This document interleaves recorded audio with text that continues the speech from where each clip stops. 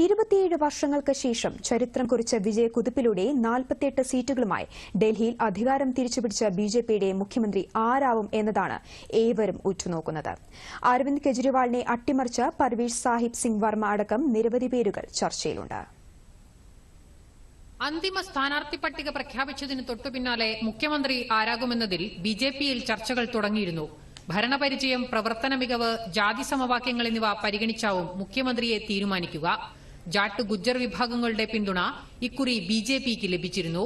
ന്യൂഡൽഹി മണ്ഡലത്തിൽ അരവിന്ദ് കെജ്രിവാളിനെതിരെ അട്ടിമറി വിജയം നേടിയ പർവേഷ് സാഹിബ് സിംഗ് വർമ്മ, ഡൽഹി ബിജെപി മുൻ അധ്യക്ഷനായ വിജേന്ദർ ഗുപ്ത എന്നിവർക്കാണ് ഏറ്റവും കൂടുതൽ സാധ്യത പറയപ്പെടുന്നത്.